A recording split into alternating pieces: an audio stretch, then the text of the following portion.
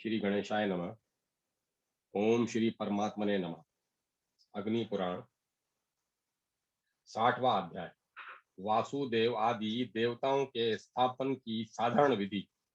श्री भगवान है गिर्व कहते हैं, ब्राह्मण पिंडिका की स्थापना के लिए विद्वान पुरुष मंदिर के गर्भगृह को 7 भागों में विभक्त करें और ब्रह्म भाग में प्रतिमा को स्थापित करें। देव, मनुष्य और पिशाच भागों में कदापि उसकी स्थापना नहीं करनी चाहिए। ब्राह्मण ब्रह्म भाग का कुछ अंश छोड़कर तथा देव भाग और मनुष्य भागों में से कुछ अंश लेकर उस भूमि में यत्न पूर्वक पिंडी का स्थापित करनी चाहिए। नपुंसक शिला में रत्न्यास करें। नरसिंह मंत्र से हवन करके उसी के रत्न्यास उसी से रत्न्यास भी करें। विहिरी, रत्न, लोह आदि धातु और चंदन आदि पदार्थों को पूर्वार्धी दिशाओं तथा मध्य में बने हुए 9 कुंडों में अपनी रुचि के अनुसार छोड़ें। तदंतर इंद्र आदि के मंत्रों से पूर्वादि दिशाओं के गर्त को गुगुल से आवृत करके रत्न न्यास की विधि संपन्न करने के पश्चात गुरु शलाका सहित कुश समूह और सहदेव नामक औषध के द्वारा प्रतिमा को अच्छी तरह मलें और झाड़ पोंछ करें। बाहर भीतर से संस्कार सफाई करके पंचगव्य द्वारा उसकी शुद्धि करें। उसके बाद कुशोदक नदी के जल एवं तीर्थ जल से उस प्रतिमा का प्रोक्षण करें। होम के लिए बालू द्वारा एक वेदी बनावें जो सब ओर से 1.5 हाथ की लंबी चौड़ी हो। वह वेदी चौकोर एवं सुंदर शोभा से संपन्न हो। 8 दिशाओं में यथास्थान कलशों को भी स्थापित करें। उन पूर्वादि कलशों को 8 प्रकार के रंगों से सुसज्जित करें। तत्पश्चात अग्नि ले आकर वेदी पर उसकी स्थापना करें और पुष्कंडिका द्वारा संस्कार करके उस अग्नि में व्यतगमने शुभे व्यतगमने दुभि यजु इत्यादि से तथा गायत्री मंत्र से समिधाओं का हवन करें। अष्टाक्षर मंत्र से 78 शत घी की आहुति दें। पूर्ण आहुति प्रदान करें। तत्पश्चात मूल मंत्र से 100 बार अभिमंत्रित किए हुए शांति जल को आम्र पल्लवों द्वारा लेकर इष्ट देवता के मस्तक पर अभिषेक करें। अभिषेक काल में श्रीशच ते लक्ष्मी च इत्यादि ऋचाओं का पाठ करता रहे। उत्थिष्ट ब्राह्मणस्पते, इस मंत्र से प्रतिमा को उठाकर ब्रह्म रथ पर रखें और तद विष्णु इत्यादि मंत्र से उक्त रथ द्वारा उसे मंदिर की ओर ले जाएं। वहां श्री हरि की उस प्रतिमा को शिव की पालकी में पधराकर नगर आदि में घुमावें और गीत वाद और वेद मंत्रों की ध्वनि के साथ उसे पुनः लाकर मंदिर के द्वार पर विराजमान करें। इसके बाद गुरु सुवासिनी स्त्रियों और ब्राह्मणों द्वारा 8 मंडल कलशों के जल से श्री हरि को स्नान करावें और गंध आदि उपचारों से मूल मंत्र द्वारा पूजन करने के पश्चात अतो देवा ऋक इत्यादि मंत्र से वस्त्र आदि अष्टांग अर्घ्य निवेदन करें। फिर स्थिर लग्न में पिंडिका पर देवस्व तवा इत्यादि मंत्र से इष्ट देवता के उस आर्चा विग्रह को स्थापित करें। स्थापना के पश्चात इस प्रकार कहें, सच्चिदानंद स्वरूप त्रिविक्रम, आपने 3 पगों द्वारा समूची त्रिलोकी को आक्रांत कर लिया था। आपको नमस्कार है। इस तरह पिंडिका पर प्रतिमा को स्थापित करके विद्वान पुरुष उसे स्थिर करें। प्रतिमा स्थिरकरण के समय दुर्वाघों इत्यादि तथा विश्व चक्षुषु यजु इत्यादि मंत्रों का पाठ करें। पंचगव्य से स्नान कराकर गंधोदक से प्रतिमा का प्रक्षालन करें और सकलीकरण करने के पश्चात श्री हरि का सांगोपांग साधारण पूजन करें। उस समय इस प्रकार ध्यान करें, आकाश भगवान विष्णु का विग्रह है और पृथ्वी उसकी पीठी का सिंहासन है। तदंतर तेजस परमाणुओं से भगवान के श्री विग्रह की कल्पना करें और कहें, मैं 25 तत्वों में व्यापक जीव का आवाहन करूंगा। वह जीव चैतन्यमय परमानंदमय स्वरूप तथा जागृत, स्वप्न और सुषुप्ति इन तीनों अवस्थाओं से रहित है। देह, इंद्रिय, मन, बुद्धि, प्राण तथा अहंकार से शून्य है। वह ब्रह्मा आदि से लेकर कटी पर्यंत समस्त जगत में व्याप्त और सबके हृदयों में विराजमान है। परमेश्वर आप ही जीव चैतन्य हैं। आप हृदय से प्रतिमा बिंब में आकर स्थिर होइए। आप इस प्रतिमा बिंब को इसके बाहर और भीतर स्थित होकर सजीव कीजिए। अष्टुंग अंगुष्ठ मात्र पुरुष परमात्मा जीव रूप से संपूर्ण देहधारियों, संपूर्ण देहोपाधियों में स्थित है। वे ही ज्योति स्वरूप, ज्ञान स्वरूप, एकमात्र अद्वितीय पर ब्रह्म है। इस प्रकार सजीवीकरण करके प्रणव द्वारा भगवान को जगावें। फिर भगवान के हृदय का स्पर्श करके पुरुष सूक्त का जप करें। इसे सानिध्यकरण नामक कर्म कहा गया है। इसके लिए भगवान का ध्यान करते हुए निम्नांकित ग्रह मंत्र का जप करें। प्रभु, आप देवताओं के स्वामी हैं, संतोष वैभव रूप हैं, आपको नमस्कार है। ज्ञान और विज्ञान आपके रूप हैं। ब्रह्म तेज आपका अनुगामी है, आपका स्वरूप गुणातीत है। आप अंतर्यामी पुरुष एवं परमात्मा हैं, अक्षय पुराण पुरुष हैं, आपको नमस्कार है। विष्णु, आप यहाँ सन्निहित होइए। आपका जो परम तत्व है, जो ज्ञान में शरीर है, वह सब एकत्र हो इस आर्चा विग्रह में जाग उठे। इस प्रकार परमात्मा श्री हरि का सानिध्य करण करके ब्रह्मा आदि परिवारों की उनके नाम से स्थापना करें। उनके जो आयुध आदि हैं, उनकी भी मुद्रा सहित स्थापना करें। यात्रा संबंधी उत्सव तथा वार्षिक आदि उत्सव की भी योजना करके और उन उत्सवों का प्रदर्शन श्री हरि को अपने प्रदर्शन उत्सवों का दर्शन कर श्री हरि को अपने सन्निहित जानना चाहिए। भगवान को नमस्कार स्तोत्र आदि के द्वारा उनकी स्तुति तथा उनके अष्टाक्षर आदि मंत्र का जप करते समय भी भगवान को अपने निकट उपस्थित जानना चाहिए। तदंतर आचार्य मंदिर से निकलकर द्वारवर्ती द्वारपाल चंड और प्रचंड का पूजन करें। फिर मंडप में आकर गरुड़ की स्थापना और एवं पूजा करें।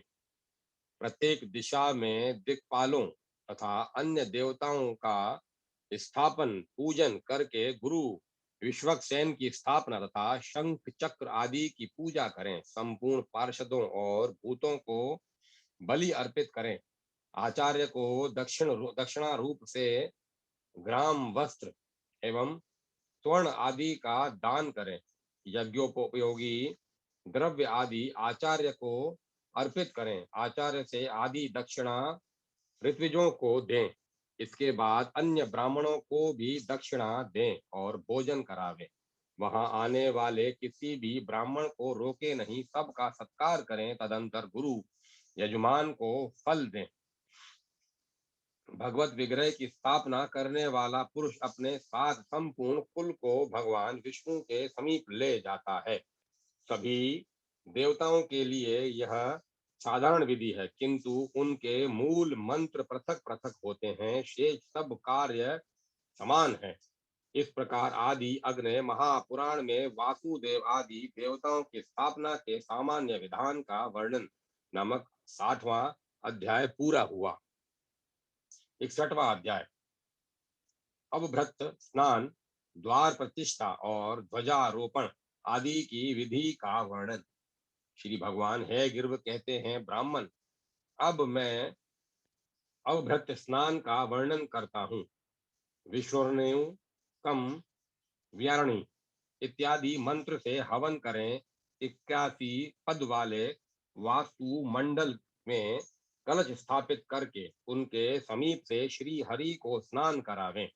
स्नान के पश्चात गंध पुष्प आदि से भगवान की पूजा करें और बलि अर्पित करके गुरु का पूजन करें। अब मैं द्वार प्रतिष्ठा का वर्णन करूंगा।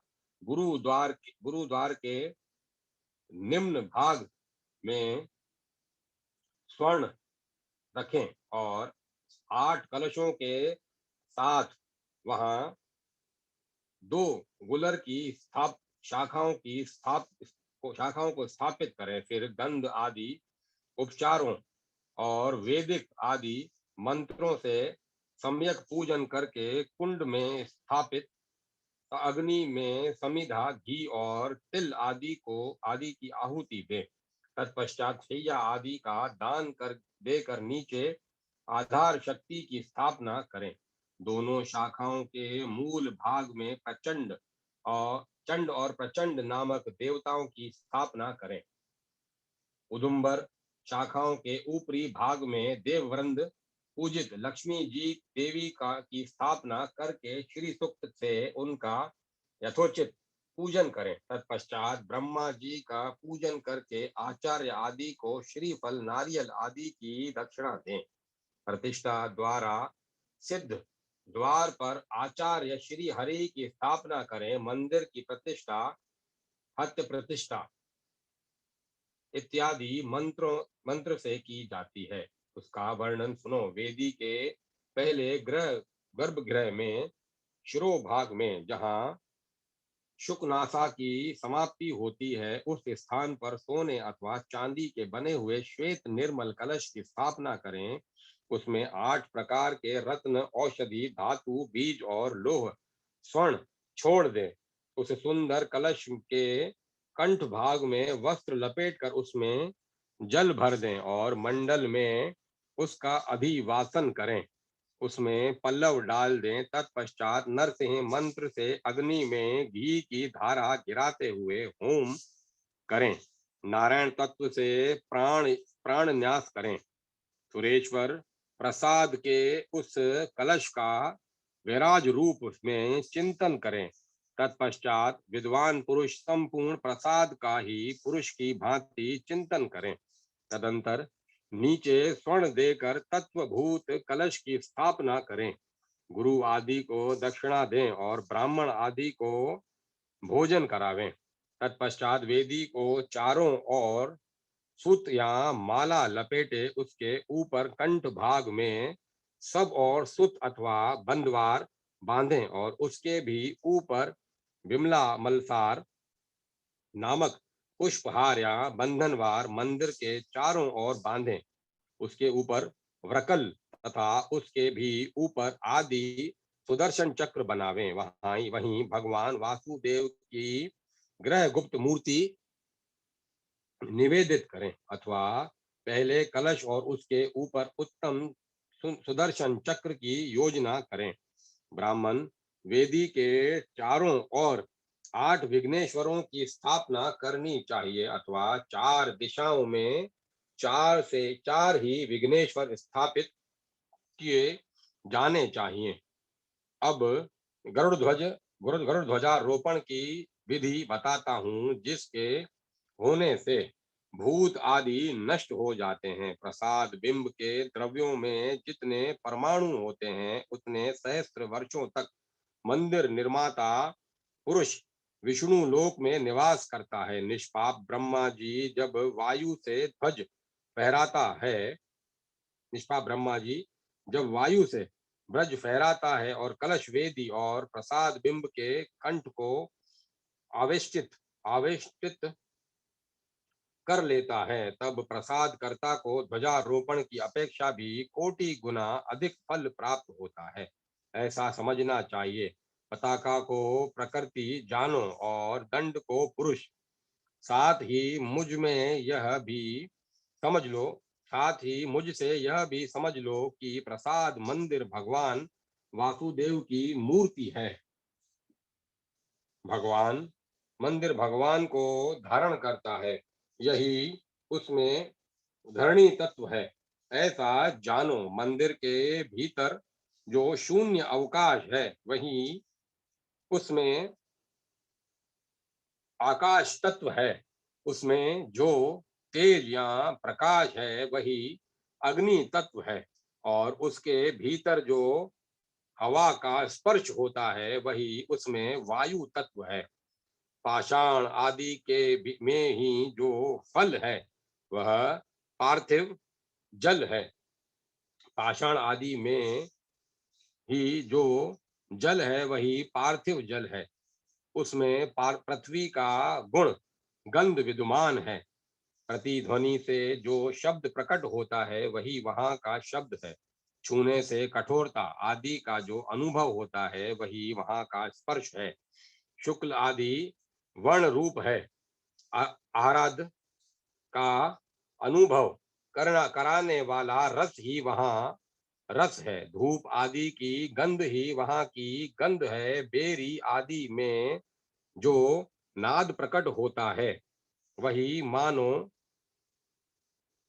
आग्रिंद्रिय का कार्य है। इसीलिए वही आगिंद्रिय की स्थिति है। शुक नासा में नासिका की स्थिति है। दो मुद्रा भद्रात्मक भुजाएं कही गई हैं। शिखर पर जो अंड सा बना रहता है वही मस्तक कहा गया है, और कलश को केश बताया गया है। प्रसाद का कंठ भाग ही उसका कंठ जानना चाहिए। वेदी को कंधा कहा गया है। दो नालियां गुदा और उपस्थ बताई गई हैं। मंदिर पर जो चूना फिरा गया है उसी को त्वचा नाम आदि दिया गया है। द्वार उसका मुंह है, और प्रतिमा को मंदिर का जीवात्मा कहा गया है। पिंडिका को जीव की शक्ति समझो, और उसी उसकी आकृति को प्रकृति। निश्चलता उसका गर्भ है, और भगवान केशव उसके अधिष्ठात्रा।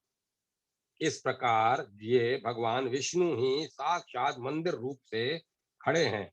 भगवान शिव उसकी जंगा हैं। ब्रह्मा स्कंद भाग में स्थित हैं, और उदर्भ भाग में स्वयं विष्णु विराजमान है।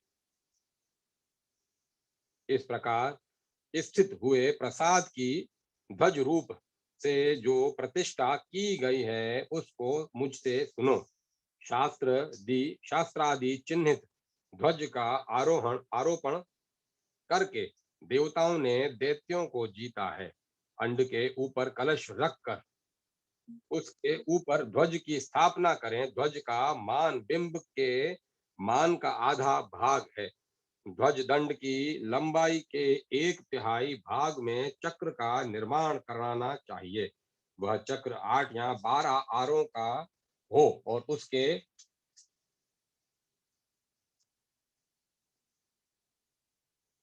उसके मध्य भाग में भगवान नरसिंह अथवा गरुड़ की मूर्ति हो।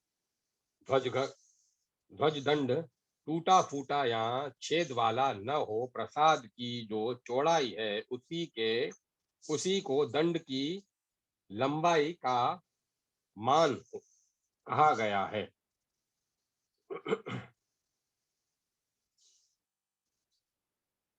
अथवा शिखर के आधे या 1/3 भाग से उसकी लंबाई का अनुमान करना चाहिए, अथवा द्वार की लंबाई से दुगना बड़ा दंड बनाना चाहिए। उस ध्वज दंड को देव मंदिर पर ईशान या वायव्य कोण की ओर स्थापित करना चाहिए। उसकी पताका रेशमी आदि वस्त्रों से विचित्र शोभा युक्त बनावे, अथवा उसे एक रंग की ही बनावे। यदि उसे घंटा चवर अथवा छोटी छोटी घंटियों से विभूषित करें तो वह पापों का नाश करने वाली होती है। दंड के अग्र भाग से लेकर भूमि तक लंबा जो एक वस्त्र है उसे महाध्वज कहा गया है। वह संपूर्ण मनोरथों को देने वाला है। जो उससे एक चौथाई छोटा हो वह ध्वज पूजित होने पर सर्व मनोरथों का पूरक होता है। ध्वज के आधे मान वाले वस्त्र से बने हुए डंडे को पताका कहते हैं अथवा पताका का कोई माप नहीं होता। ध्वज का विस्तार 20 उंगुल से के बराबर होना चाहिए। चक्र, दंड और ध्वज इन सब का अधिवासन की विधि से देवता की ही भांति सकलीकरण करके मंडप स्नान, मंडप में नहाने की प्रक्रिया, नहाने की क्रिया आदि सब कार्य करें। नेत्रोन्मिलन को छोड़कर पूर्वक सब कर्मों का अनुष्ठान करें। आचार्य को चाहिए कि वह इन सब को विधिवत शैया पर स्थापित करके इनका अधिवासन करे।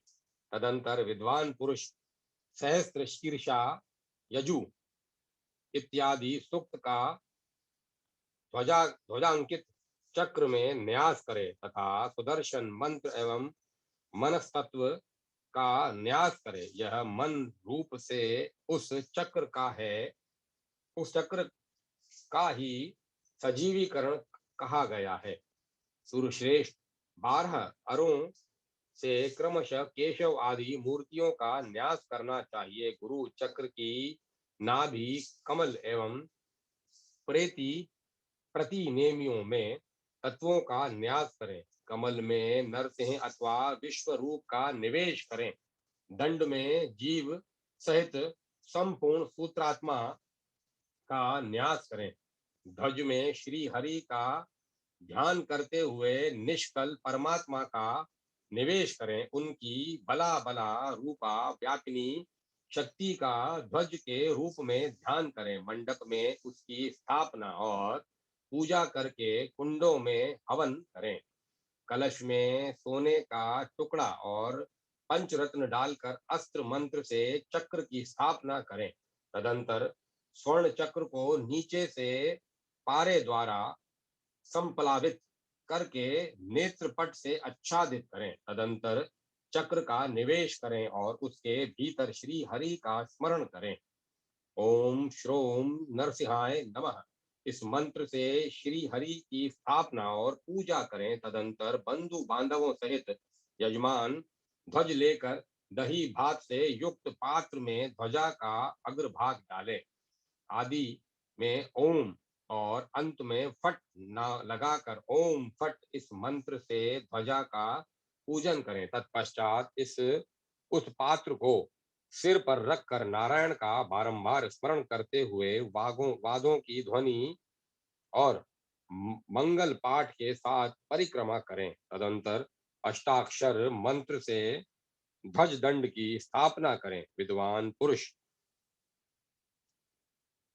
मुंचामी त्वा ऋक इस सूक्त के द्वारा ध्वज को फहरावे।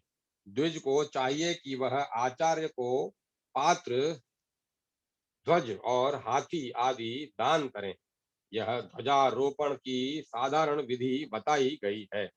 जिस देवता का जो चिन्ह है उससे युक्त ध्वज को उसी देवता के मंत्र से स्थिरता पूर्वक स्थापित करें। मनुष्य ध्वज दान के पुण्य से स्वर्गलोक में जाता है तथा वह पृथ्वी पर बलवान राजा होता है।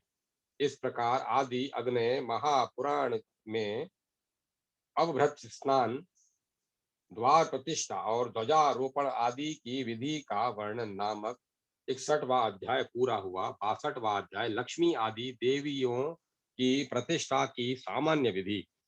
श्री भगवान कहते हैं, अब मैं सामूहिक रूप से देवता आदि की प्रतिष्ठा का तुमसे वर्णन करता हूँ। पहले लक्ष्मी की, फिर अन्य देवियों के समुदाय की स्थापना का वर्णन करूंगा। पूर्ववर्ती अध्यायों में जैसा बताया गया है उसके अनुसार मंडप, अभिषेक आदि सारा कार्य करें। तत्पश्चात भद्रपीठ पर लक्ष्मी की स्थापना करके 8 दिशाओं में 8 कलश स्थापित करें। देवी की प्रतिमा घी से अभियंजन करके मूल मंत्र द्वारा पंचगव्य से उसको स्नान करावें। फिर हिरण्यवर्णा, हरिणिम इत्यादि मंत्र से लक्ष्मी जी के दोनों नेत्रों का उन्मिलन कहा करें। ताम म अ वह इत्यादि मंत्र पढ़कर देवी के लिए मधु, घी और चीनी अर्पित करें। तत्पश्चात अश्वपूर्वम इत्यादि मंत्र से पूर्ववर्ती कलश के जल द्वारा श्री देवी का अभिषेक करें। काम स्वस्मि ताम इस मंत्र को पढ़कर दक्षिण कलश में चंद्राम प्रभासाम इत्यादि मंत्र का उच्चारण करके पश्चिम कलश से तथा आदित्यवर्णे इत्यादि मंत्र बोलकर उत्तरवर्ती कलश से देवी का अभिषेक करें। उपेतु माम इत्यादि मंत्र का उच्चारण करके अग्नि कोण में कलश से श्रुतिपासा मलाम इत्यादि मंत्र बोलकर नेतृत्व कोण के कलश से गंध द्वारा दुर्दर्शाम इत्यादि मंत्र को पढ़कर वाव्य कोण के कलश से तथा मनसह काममा कृतिम इत्यादि मंत्र कहकर ईशान कोणवर्ती कलश से लक्ष्मी देवी का अभिषेक करें। कर्दमेन प्रजाभूता इत्यादि मंत्र से स्वर्ण में कलश के जल से देवी के मस्तक का अभिषेक करें। तदंतर आपः सृजंतु इत्यादि मंत्र से 81 कलशों द्वारा श्री देवी की प्रतिमा को स्नान करावें। तत्पश्चात श्री प्रतिमा को शुद्ध वस्त्र से पोंछकर सिंहासन पर विराजमान करें और वस्त्र आदि समर्पित करने के बाद आर्दा पुष्करणिम इस मंत्र से गंध अर्पित करें। आर्द्या यह कर्णिम आदि से पुष्प और माला चढ़ाकर पूजा करें। इसके बाद ताम म आ वह जात वेदो इत्यादि मंत्र से और आनंद इत्यादि श्लोक से अखिल उपचार अर्पित करें। श्रायंती आदि मंत्र से श्री प्रतिमा को शैया पर शयन करावें। फिर श्री सुक्त से सन्निधिकरण करें और लक्ष्मी श्री बीज श्रीम इस चित्त शक्ति का विन्यास करके पुनः अर्चना करें। इसके बाद श्री सुक्त से मंडपस्थ कुंडों में कमलों अथवा करवीर पुष्पों का हवन करें। होम संख्या 1000 या 100 होनी चाहिए। ग्रहोपकरण आदि समस्त पूजन सामग्री आदितः श्री सूक्त के मंत्रों से ही समर्पित करें। फिर पूर्ण रूप से प्रसाद संस्कार संपन्न करके माता लक्ष्मी के लिए पिंडी का निर्माण करें। तदंतर उस पिंडिका पर लक्ष्मी की प्रतिष्ठा करके श्री सूक्त से सन्निधिकरण करते हुए पूर्वत उसकी प्रत्येक ऋचा का जप करें। मूल मंत्र से चित्त शक्ति को जागृत करके पुनः सन्निधिकरण करें। तदंतर आचार्य और ब्रह्मा तथा अन्य ऋत्विज ब्राह्मणों को भूमि, स्वर्ण, वस्त्र, गौ एवं आनंदी का दान, अन्नादि का दान करें। इस प्रकार सभी देवियों की स्थापना करके मनुष्य राज्य और स्वर्ण आदि का भागी होता है। इस प्रकार आदि अग्नि महापुराण में लक्ष्मी आदि देवियों की प्रतिष्ठा के सामान्य विधान का वर्णन नामक 62वां अध्याय पूरा हुआ। 63वां अध्याय विष्णु आदि देवताओं की प्रतिष्ठा की सामान्य विधि तथा पुस्तक लेखन विधि। श्री भगवान कहते हैं, इस प्रकार विंतानंदन गरुड़, सुदर्शन चक्र, ब्रह्मा और भगवान नरसिंह की प्रतिष्ठा भी उनके अपने अपने मंत्र से श्री विष्णु की ही भांति करनी चाहिए। और इसका श्रवण करो। ओम सुदर्शन महाचक्र शांत दुष्ट भयंकर छिंदी छिन छिंदिन भिंदी भिंदी विदारय विदारय परम परम तान परम त्राण ग्रस ग्रस भक्ष्य भक्ष्य भूतान त्रास्य त्रास्य फट सुदर्शनाय नमः। इस मंत्र से चक्र का पूजन करके वीर पुरुष युद्ध क्षेत्र में शत्रुओं को विदरण कर डालता है। ओम श्रोहम नरसिंह अग्र रूप ज्वल ज्वल प्रजल प्रजल स्वाहा। यह नरसिंह भगवान का मंत्र है। अब मैं तुमको पाताल नरसिंह मंत्र का उपदेश करता हूँ। यह श्री हरि स्वरूपणी नरसिंह विद्या है जो अर्ध सिद्धि प्रदान करने वाली है। त्रिलोक्य मोहन श्री विष्णु की त्रिलोक्य मोहन मंत्र समूह से प्रतिष्ठा करें। उनके द्विभुज विग्रह में वाम हस्त में गदा और दक्षिण हस्त में अभय मुद्रा होनी चाहिए। यदि चतुर्भुज रूप की प्रतिष्ठा की जाए तो दक्षिणोर्ध्व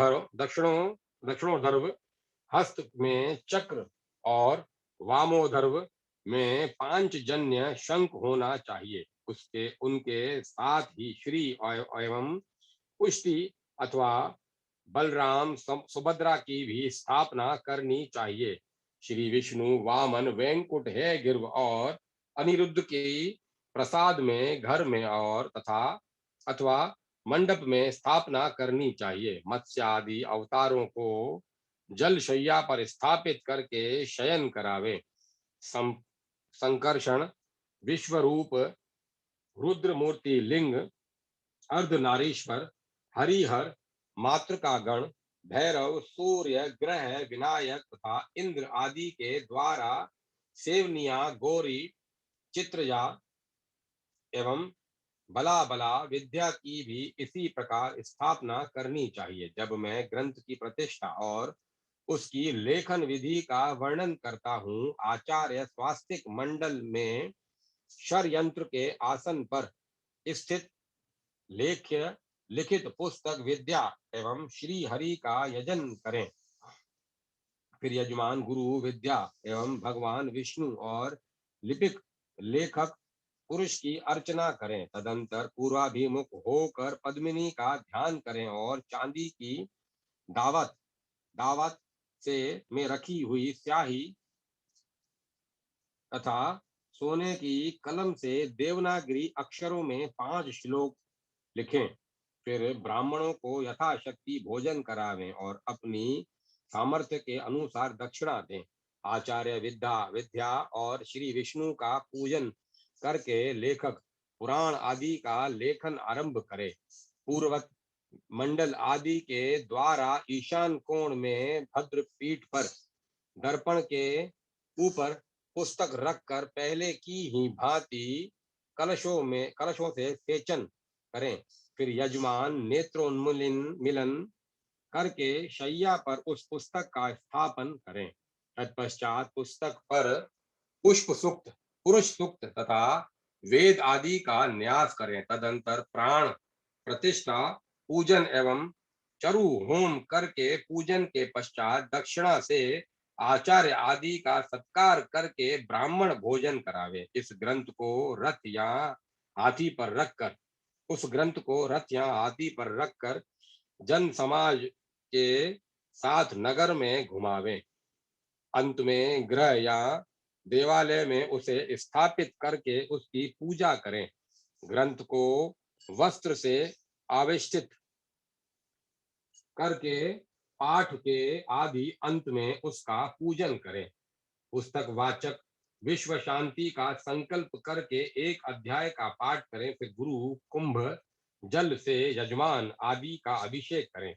ब्राह्मण को पुस्तक दान करने से अनंत फल की प्राप्ति होती है। गोदान भूमि दान और विद्या दान ये 3 अति दान कहे गए हैं। ये क्रमशः दोहन वपन और पाठ मात्र करने पर नरक से उद्धार कर देते हैं। मसीह लिखित पत्र संचय का दान विद्यादान का फल देता है, और उन पत्रों की एवं अक्षरों की जितनी संख्या होती है, दाता पुरुष उतने ही हजार वर्षों तक विष्णु लोक में पूजित होता है। पंचरात्र पुराण और महाभारत का दान करने वाला मनुष्य अपनी 21 पीढ़ियों का उद्धार करके परम तत्व में विलीन हो जाता है। इस प्रकार आदि अग्नि महापुराण में विष्णु आदि देवताओं की प्रतिष्ठा की सामान्य विधि का वर्णन नामक 63वां अध्याय पूरा हुआ। 64वां अध्याय कुआ, बावड़ी और पोखरे आदि की प्रतिष्ठा की विधि। श्री भगवान कहते हैं, ब्राह्मण, अब मैं कूप, वापी तथा तड़ाग की प्रतिष्ठा की विधि का वर्णन करता हूँ, उसे सुनो। भगवान श्री हरि की जल रूप से देव श्रेष्ठ सोम और वरुण रूप में संपूर्ण विश्व अग्निशो में है। जल रूप नारायण उसके कारण है। मनुष्य वरुण की स्वर्ण रोम्य या रत्नमयी प्रतिमा का निर्माण करावे। वरुण देव द्विभुज, हंसारूढ़ और नदी एवं नालों से युक्त है। उनके दक्षिण हस्त में अभय मुद्रा और वाम हस्त में नागपाश सुशोभित होता है। यज्ञ मंडप के मध्य भाग में कुंड से सुशोभित वेदी का होनी चाहिए तथा उसके तोरण पूर्व द्वारा उस कमंडलू सहित उसके तोरण पूर्व द्वार पर कमंडलू सहित वरुण कलश की स्थापना करनी चाहिए। उसी तरह भद्रक दक्षिण द्वार, अर्धचंद्र पश्चिम द्वार तथा स्वास्तिक उत्तर द्वार पर भी वरुण कलशों की स्थापना आवश्यक है। कुंड में अग्नि का आधान करके पूर्णाहुति प्रदान करें। ये ते शतम वरुण आदि मंत्र से स्नान पीठ पर वरुण की स्थापना करें। तत्पश्चात आचार्य मूल मंत्र का उच्चारण करके वरुण देवता की प्रतिमा को वहीं पधराकर उसमें घृत का अभ्यंग करें। फिर शमनो देवी अर्थात शु यजु इत्यादि मंत्र से उसका प्रक्षालन करके शुद्ध बालह, सर्व शुद्ध वालो, यजु आदि से पवित्र जल द्वारा उसे स्नान करावे। तदंतर स्नान पीठ की पूर्वादि दिशाओं में 8 कलशों का अधिवासन स्थापन करें। इनमें से पूर्ववर्ती कलश में समुद्र के जल, आग्नेय कोणवर्ती कुंभ में गंगा जल, दक्षिण के कलश में वर्षा के जल, नेतृत्व कोण में कुंभ में झरने के जल, पश्चिम वाले कलश में नदी के जल, वायव्य कोण में नद के जल, उत्तर कुंभ में उपदिज सोते के जल एवं ईशानवर्ती कलश में तीर्थ के जल को भरें। उपर्युक्त विविध जल न मिलने पर सब कलशों में नदी के ही जल को डालें। उक्त सभी कलशों को यासाम, राजा, अथर्व आदि मंत्र से अभिमंत्रित करें। विद्वान पुरोहित वरुण देव का सुमित्राय, सुयजु आदि मंत्र से मार्जन और निर्वचन करके चित्रम देवाम सुयजु तथा तच सुद्रवहितम सुयजु इन मंत्रों से मधुरत्य, शहद, घी और चीनी द्वारा वरुण देव के नेत्रों का उन्मिलन करें। फिर वरुण की उस स्वर्णमयी प्रतिमा में ज्योति का पूजन करें एवं आचार्य को गोदान दें। तदंतर समुद्र, ज्येष्ठा, ऋक आदि मंत्र के द्वारा वरुण देवता का पूर्व कलश के जल से अभिषेक करें। समुद्रम गच्छ यजु इत्यादि मंत्र के द्वारा अग्नि कोणवर्ती कलश में गंगा जल से सोमो धेनुम शु यजु इत्यादि मंत्र के द्वारा दक्षिण कलश से वर्षा जल से दक्षिण कलश के वर्षा जल से देवी रापो शु यजु इत्यादि मंत्रों के द्वारा नेतृत्व कोणवर्ती कलश के निर्झर जल से पंचनद शु यजु आदि मंत्र के द्वारा पश्चिम कलश के नदी जल से उद्भिदभ्य भयम इत्यादि मंत्र के द्वारा उत्तरवर्ती कलश के उद्भिज जल से और पावमानी ऋचा के द्वारा ईशान कोण वाले कलश के तीर्थ जल से वरुण का अभिषेक करें। फिर यजमान मौन रहकर आपो ही ठा मंत्र के द्वारा पंचगव्य से हिरण्यावर्णा श्री सूक्त के द्वारा स्वर्ण जल से आपो अस्मान मंत्र के द्वारा वर्षा जल से व्याहतियों का उच्चारण करके कूप जल से तथा आपो देवी मंत्र के द्वारा सड़ाग जल एवं तोरणवर्ती वरुण कलश के जल से वरुण देव को स्नान करावें। वरुण स्योधम भन्मसी मंत्र के द्वारा पर्वतीय जल अर्थात झरने के पानी से भरे हुए 81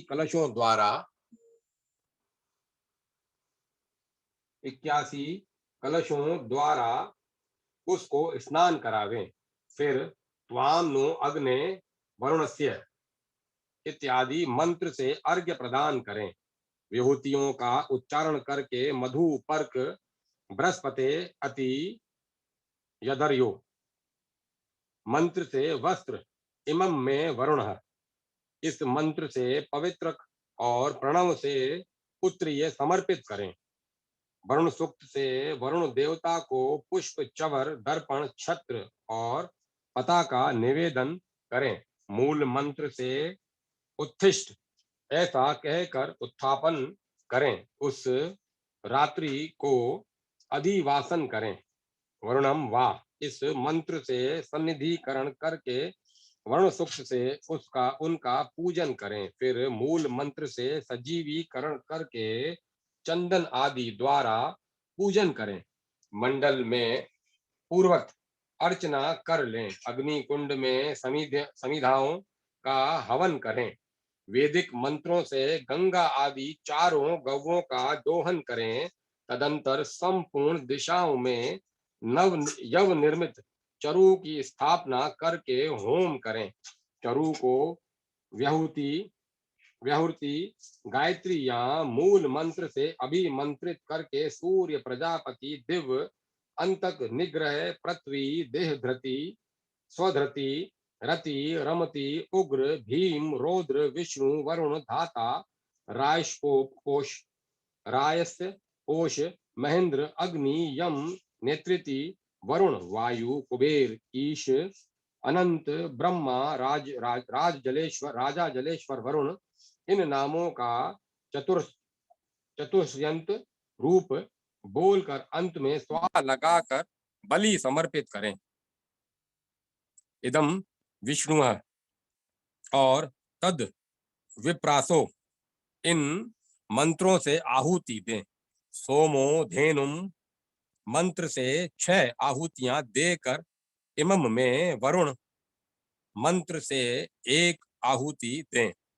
आपो हिष्टा आदि 3 ऋचाओं से तथा इमा रुद्र इत्यादि मंत्र से भी आहुतियां दें। फिर 10 दिशाओं में बलि समर्पित करें और गंध पुष्प आदि से पूजन करें। तत्पश्चात विद्वान पुरुष प्रतिमा को उठाकर मंडल में स्थापित करें तथा गंध पुष्प आदि एवं स्वर्ण पुष्प आदि के द्वारा क्रमशः उसका पूजन करें। तदंतर श्रेष्ठ आचार्य 8 दिशाओं में 2 बीते प्रमाण के जलाशय और 8 बालुकामयी सुरमय वेदियों का निर्माण करें। वरुण से इस मंत्र से कृत एवं नवनिर्मित चरु की पृथक पृथक 108 आहुतियां देकर जल ले शांति जल ले आवे और उस जल में वरुण देव के सिर पर अभिषेक करके सजीवीकरण करें। वरुण देव अपनी धर्म पत्नी गौरी देवी के साथ विराजमान नदी नदों से घिरे हुए हैं। इस प्रकार उनका ध्यान करें।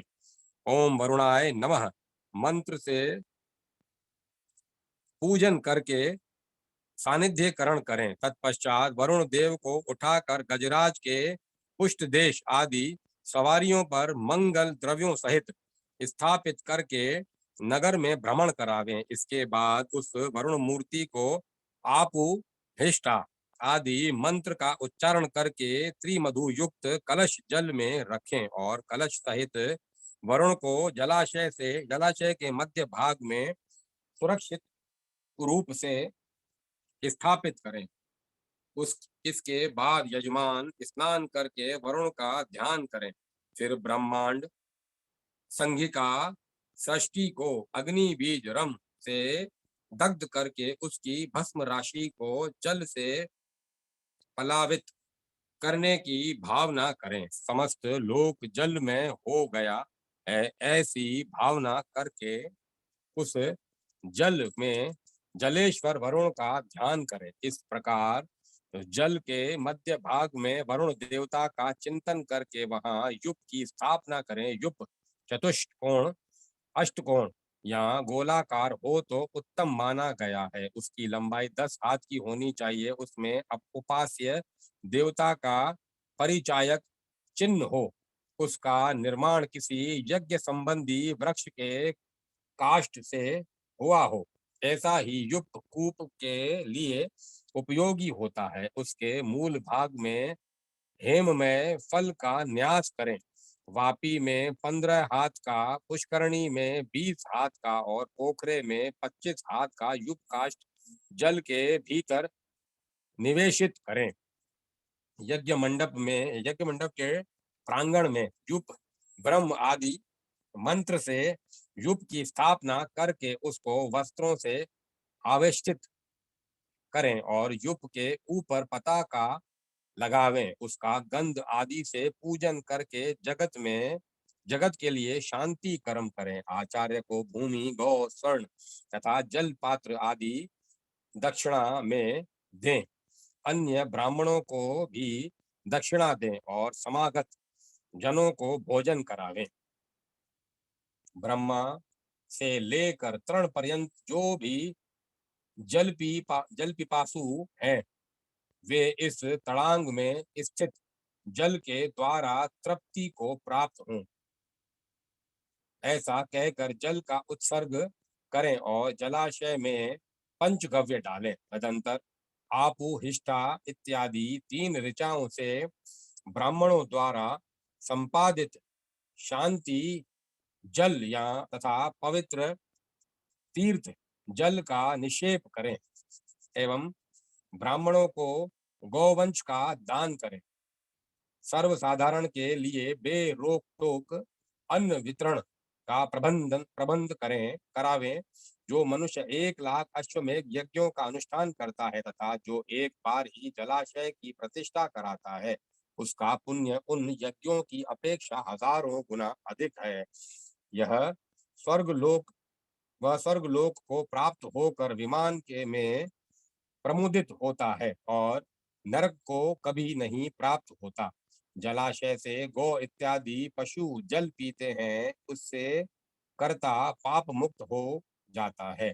मनुष्य जल दान से संपूर्ण दानों का फल प्राप्त करके स्वर्गलोक में जाता है। इस प्रकार आदि अग्नि महापुराण में कुआं पावड़ी तथा पोखरे आदि की प्रतिष्ठा का वर्णन नामक 64वां अध्याय पूरा हुआ। 65वां अध्याय सभा स्थापन और एक शालादि भवन के निर्माण आदि की विधि, गृह प्रवेश का क्रम और गौ माता से अभ्युदय के लिए प्रार्थना। श्री भगवान बोले, अब मैं सभा, देव मंदिर आदि की स्थापना का विषय बताऊंगा तथा उन सब की प्रवृत्ति के विषय में भी कुछ कहूंगा। भूमि की परीक्षा करके वहां वास्तु देवता का पूजन करें। अपनी इच्छा के अनुसार देव सभा मंदिर का निर्माण करके अपनी ही रुचि के अनुकूल देवताओं की स्थापना करें। नगर के चौराहे पर अथवा ग्राम आदि के सभा का निर्माण करावें। शून्य स्थान में नहीं। देव सभा का निर्माण एवं स्थापना करने वाला पुरुष निर्मल पाप रहित होकर अपने समस्त कुल का उद्धार करके स्वर्गलोक में आनंद का अनुभव करता है। इस विधि से भगवान श्री हरि के सतमहले मंदिर का निर्माण करना चाहिए। ठीक उसी तरह जैसे राजाओं के प्रसाद बनाए जाते हैं, अन्य देवताओं के लिए भी यही बात है।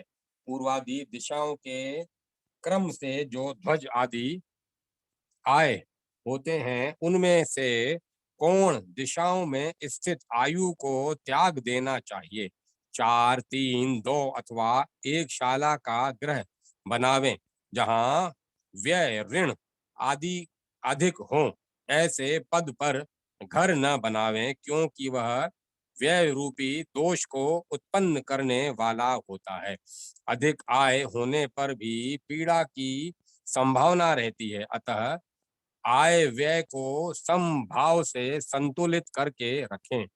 घर की लंबाई और चौड़ाई जितने हाथ की हो, उन्हें परस्पर गुणित करने से जो संख्या होती हो, उसे कर राशि कहा गया है। उसे गर्गाचार्य की बताई हुई ज्योतिष विद्याओं में प्रवीण गुरु पुरोहित 8 गुना करें। फिर 7 से भाग देने पर शेष के अनुसार वार का निश्चय होता है, और 8 से भाग देने पर जो शेष होता है वह व्यय माना गया है। अथवा विद्वान पुरुष कर राशि में 7 से गुणा करके फिर उस गुणनफल में 8 से भाग देकर शेष के अनुसार ध्वजा आदि आयों की कल्पना करें। ध्वज ध्रुम, सिंह, श्वान, वृषभ, खर, गधा, गज, हाथी और ध्वांश, काक, ये क्रमशः 8 आय कहे गए हैं, जो पूर्वादि दिशाओं में प्रकट होते हैं। इस प्रकार इनकी कल्पना करनी चाहिए। 3 शालाओं से युक्त ग्रह के अनेक भेदों में से 3 प्रारंभिक भेद उत्तम माने गए हैं। उत्तर पूर्व दिशा में इसका निर्माण वर्जित है। दक्षिण दिशा में अन्य ग्रह से युक्त 2 शालाओं वाला भवन सदा श्रेष्ठ माना जाता है। दक्षिण दिशा में अनेक या एक शाला वाला ग्रह भी उत्तम है। दक्षिण पश्चिम में भी एक शाला वाला ग्रह श्रेष्ठ है।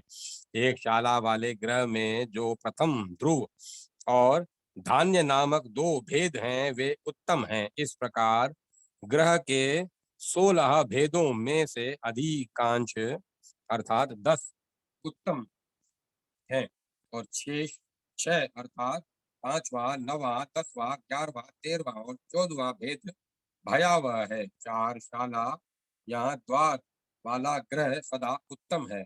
वह सभी दोषों से रहित है।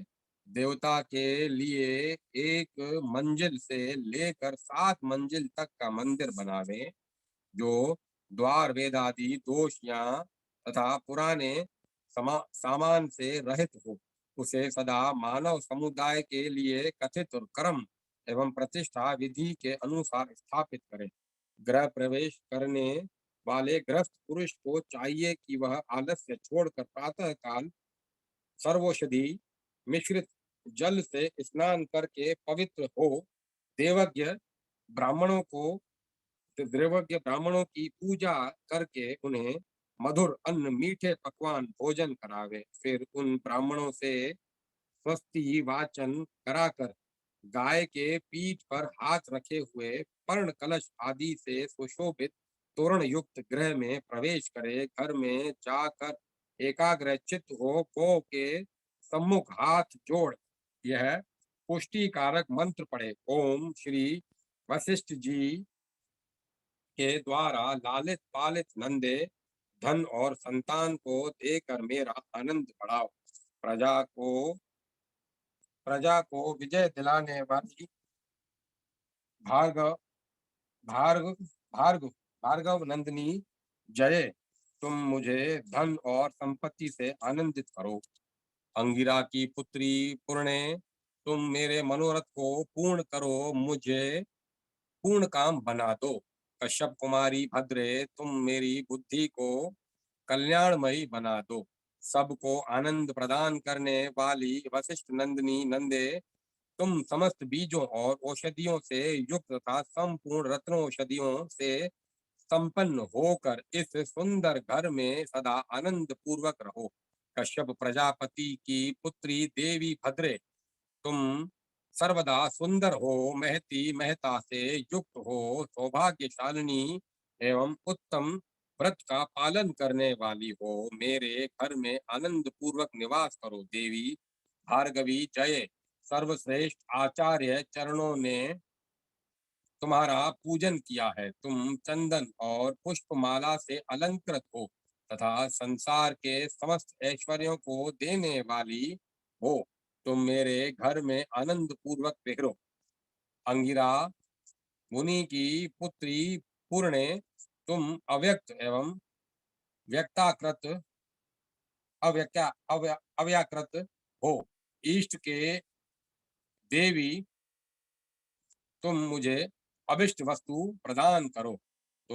मैं तुम्हारी इस घर में प्रतिष्ठा चाहता हूँ। देवी, तुम देश के स्वामी, राजा, ग्राम या नगर के स्वामी तथा गृह स्वामी पर भी अनुग्रह करने वाली हो। मेरे घर में जन धन, हाथी, घोड़े तथा गाय भैंस आदि पशुओं की वृद्धि करने वाली हो।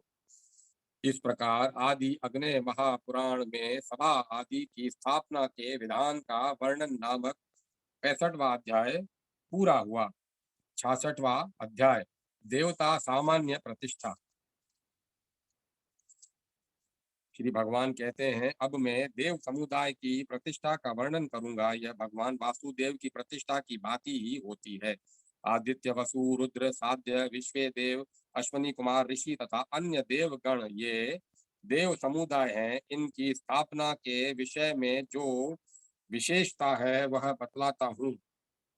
जिस देवता का जो नाम है उसका आदि अक्षर ग्रहण करके उसे मात्राओं द्वारा भेदन करें, अर्थात उसमें स्वर मात्रा लगावें। फिर दीर्घ स्वरों से युक्त उन बीजों द्वारा अंग न्यास करें। उस प्रथम अक्षर को बिंदु और प्रणव से संयुक्त करके बीज माने। समस्त देवताओं का मूल मंत्र के द्वारा ही पूजन एवं स्थापन करें। इसके सिवाय मैं निश्चय व नियम, व्रत, कृच्छ, मठ, सेतु, ग्रह, मासोपवास और द्वादशी व्रत आदि की स्थापना के विषय में भी कहूंगा। पहले शिला, पूर्ण कुंभ और कांस्य पात्र लाकर रखें। साधक ब्रह्म कुर्च को लाकर तद विष्णु परमम मंत्र के द्वारा कपिला गो के से दुग्ध से अब मैं चरु श्रपित करें। प्रणव के द्वारा उसमें घृत डालकर द्रवी कलछी से संगठित करें। इस प्रकार चरु को सिद्ध करके ऊपर उतार लें। फिर श्री विष्णु का पूजन करके हवन करें। व्यष्टि और गायत्री से युक्त द्वदि प्रासो आदि मंत्र से चरु होम करें। विश्वत चक्षु आदि वैदिक मंत्रों से भूमि, अग्नि, सूर्य, प्रजापति, अंतरिक्ष, धो, ब्रह्मा, पृथ्वी, कुबेर तथा राजा सोम को चतुरंत एवं स्वाहा संयुक्त करके इनके उद्देश्य से आहुतियां प्रदान करें। इंद्र आदि देवताओं को इंद्र आदि से संबंधित मंत्रों द्वारा आहुति दें। इस प्रकार चरु भागों का हवन करके आदर पूर्वक दिग्बली समर्पित करें। फिर 108 पलाश समिधाओं का हवन करके पुरुष सुक्त से घृत होम करें। इरावती धेनुमति मंत्र से तिलाष्ट का होम करके ब्रह्मा, विष्णु एवं शिव इन देवताओं के पार्षदों, ग्रहों तथा लोकपालों के लिए पुनः आहुति दें। पर्वत, नदी, समुद्र इन सब के उद्देश्य से आहुतियों का हवन करके तीन महाव्यहतियों का उच्चारण करके स्रुवा के द्वारा 3 पूर्णाहुति दें। पितामह वोष्ठ संयुक्त वैष्णव मंत्र से पंचगव्य तथा चरु का प्राशन करके आचार्य को स्वर्ण युक्त तिल पात्र, वस्त्र एवं अलंकृत गो दक्षिणा में दें।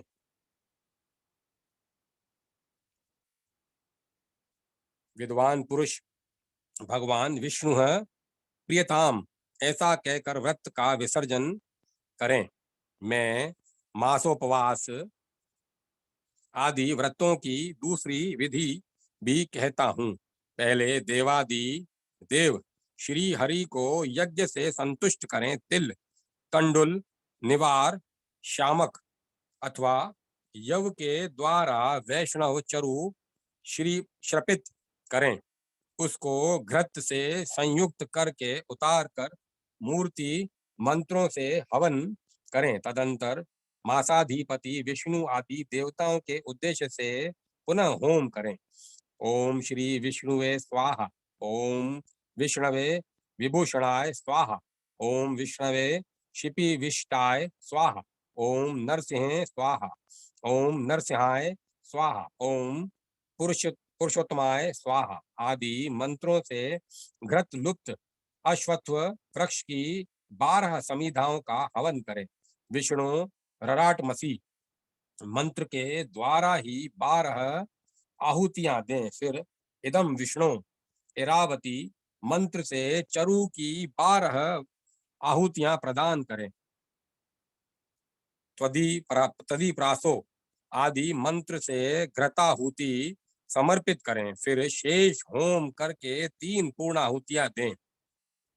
युजते आदि अनुवाक का जप करके मंत्र के आदि में स्वकृतक मंत्रोच्चारण के पश्चात पीपल के पत्ते आदि के पात्र में रखकर चरु का प्राशन करें। तदंतर मासाधिपतियों के उद्देश्य से 12 ब्राह्मणों को भोजन करावें। आचार्य उनमें 13वां होना चाहिए। उनका मधुर जल से पूर्ण 13 कलश, उत्तम छत्र पादु का श्रेष्ठ वस्त्र, स्वर्ण तथा माला प्रदान करें। व्रत पूर्ति के लिए सभी वस्तुएं 13-13 होनी चाहिए। गौवें प्रसन्न हो, वे हर्षित होकर चरें, ऐसा कहकर कोंसला, उदान, मठ तथा सेतु आदि के समीप गौपथ गोचर भूमि छोड़कर 10 हाथ ऊंचा युप निवेशित करे। गृहस्थ घर में होम तथा अन्य कार्य विधिवत करके पूर्वोक्त विधि के अनुसार गृह में प्रवेश करें। इन सभी कार्यों में जन साधारण के लिए अनिवार्य अन्न सत्र खुलवा दें। विद्वान पुरुष ब्राह्मणों को यथाशक्ति दक्षिणा दें। जो मनुष्य उद्यान का निर्माण कराता है वह चिरकाल तक नंदन कानन में निवास करता है। मठ प्रदान से स्वर्गलोक एवं इंद्रलोक की प्राप्ति होती है। प्रपादान करने वाला वरुण लोक में तथा पुल का निर्माण करने वाला देवलोक में निवास करता है। ईंट का सेतु बनवाने वाला भी स्वर्ग को प्राप्त होता है। गोपथ निर्माण से गोलोक की प्राप्ति होती है। नियमों और व्रतों का पालन करने वाला विष्णु के सारूप्य को अधिगत करता है। कृच्छ व्रत करने वाला संपूर्ण पापों का नाश कर देता है। ग्रह दान करके दाता प्रलय काल पर्यंत स्वर्ग में निवास करता है। ग्रस्त मनुष्य को शिव आदि देवताओं की समुदाय प्रतिष्ठा करनी चाहिए। इस प्रकार आदि आदि अग्नि महापुराण में देवता सामान्य प्रतिष्ठा कथन नामक 66वां अध्याय पूरा हुआ। 67वां अध्याय जीर्णोद्वार विधि। श्री भगवान कहते हैं, ब्राह्मण, अब मैं जीर्णोद्वार की विधि बतलाता हूँ। आचार्य मूर्ति को विभूषित करके स्नान करावें। अत्यंत जीर्ण, अंगहीन, भग्न तथा शिला मात्र वशिष्ठ विशेष चिन्ह से रहित प्रतिमा का परित्याग करें। उसके स्थान पर पूर्वत देवगृह में नवीन स्थिर मूर्ति का न्यास करें। आचार्य वहां पर भूत शुद्धि प्रकरण के में उक्त संहार विधि से संपूर्ण तत्वों का संहार करें। गुरु नरसिंह मंत्र की सहस्त्र आहुतियां देकर मूर्ति को उखाड़ दें। फिर दारूमयी मूर्ति को अग्नि में जला दें। प्रसरतर निर्मित विसर्जित प्रतिमा को जल में फेंक दें। धातुमयी या रत्नमयी मूर्ति हो तो उसे समुद्र की अगाध जल राशि में विसर्जित कर दें। जीर्णांग प्रतिमा को यान पर आरूढ़ कर वस्त्र आदि से आच्छादित करके गाजे बाजे के साथ ले जाएं और जल में छोड़ दें। फिर आचार्य को दक्षिणा दें। उसी दिन पूर्व प्रतिमा के प्रमाण था द्रव्य के अनुसार उसी प्रमाण की मूर्ति स्थापित करें। इसी प्रकार कूप, व्यापी और तड़ाग आदि का जीर्णोद्वार करने से भी विद्वान फल की महान फल की प्राप्ति होती है। इस प्रकार आदि अग्नि महापुराण में जीर्णोद्वार विधि कथन नामक 67वां अध्याय पूरा हुआ। 68वां अध्याय उत्सव विधि का कथन। श्री भगवान कहते हैं, अब मैं उत्सव की विधि का वर्णन करता हूँ। देव स्थापन होने के पश्चात उसी वर्ष में एक रात्र त्रिरात्र या अष्ट रात्र उत्सव मनावे, क्योंकि उत्सव के बिना देव प्रतिष्ठा निष्फल होती है। अयन या विश्व विश्व संक्रांति के समय शयनोपवन या देवगृह में अथवा कर्ता के जिस प्रकार अनुकूल हो भगवान की नगर यात्रा करावे। उस समय अंकुरों का रोपण, नृत्य, गीत तथा गाजे बाजे का प्रबंध करें। अंकुरों से रोपण के लिए श्रवा, परई या हंडिया श्रेष्ठ मानी गई है। यवशाली, तिल, मृदंग, गोधूम, श्वेत, सरसब, कुलस्थ कुलथ कुलथथ, माश और निष्पाव को प्रक्षालित करके वपन करें। प्रदीपों के साथ रात्रि में नगर भ्रमण करते हुए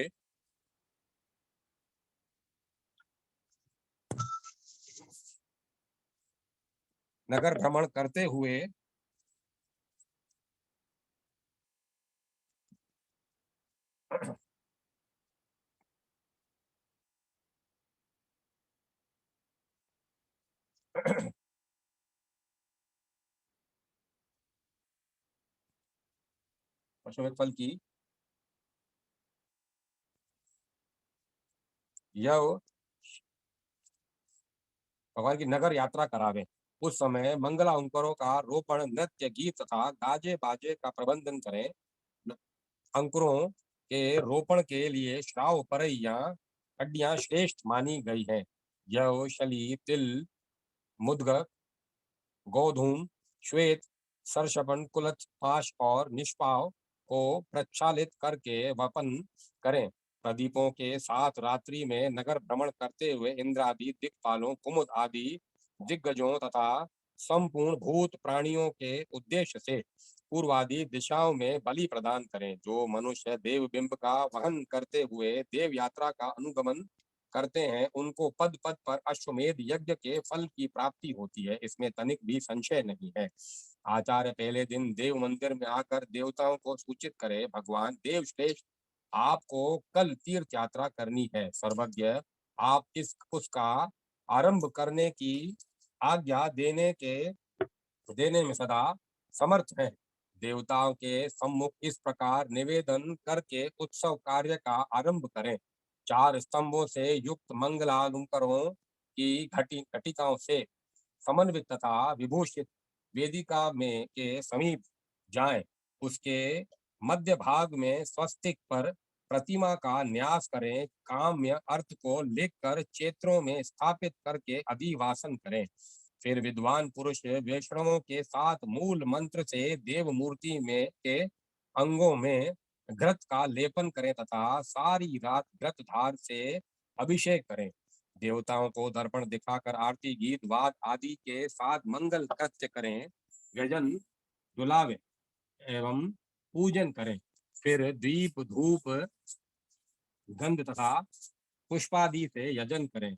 हरिद्रा कपूर केसर और श्वेत चंदन चूर्ण को देव मूर्ति तथा भक्तों के सिर पर छोड़ने से समस्त तीर्थों के फल की प्राप्ति होती है। आचार्य यात्रा के लिए नियत देव मूर्ति की रथ पर स्थापना और अर्चना करके छत्र चवर तथा शंखनाद आदि के साथ राष्ट्र का पालन करने वाले नदी के तट पर ले जाएं।